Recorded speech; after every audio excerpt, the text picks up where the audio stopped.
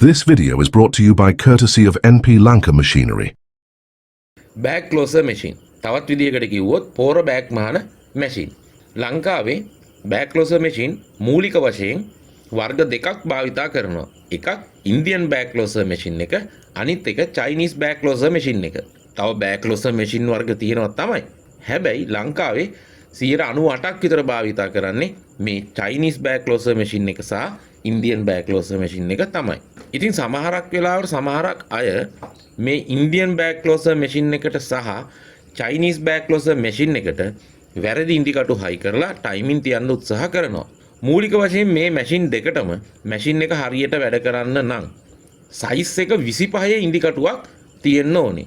සමහරක් අය උත්සාහ කරනවා 22, 21, 23 වගේ ඉන්දිකටු දාලා මහන්න. ඒක කරන්න බෑ. අනිවාර්යෙන් ප්‍රශ්න ඇති වෙනවා. ඒක නිසා හොඳට මතක තියාගන්න චයිනීසෝ ඉන්දියන් බෑග් ක්ලෝසර් මැෂින් හැම එකටම සයිස් එක 25 ඉන්දිකටුව හයි කරන්න ඕනේ. ඒ වගේම තමයි ඔයා ගාව තියෙන ඉන්දියන් බෑග් ක්ලෝසර් මැෂින් එකක් නම් ඔයා හයි කරන්න ඕනේ DB25 ඉන්දිකටුව.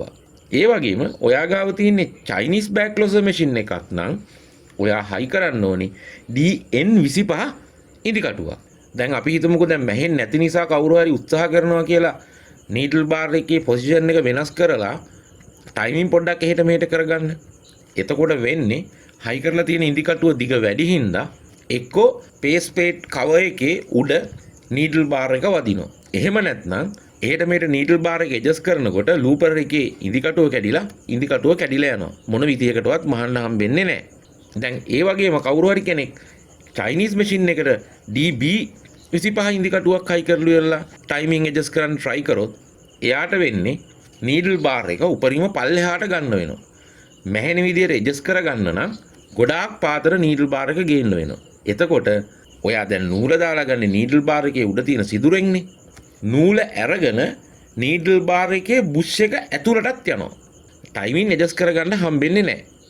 ඒක නිසා හොඳින් මතක තියාගන්න ඉන්දියන් බෑග් ක්ලෝසර් මැෂින් එකට DB25 ඉන්දිකටු තමයි යොදන්න ඕනේ.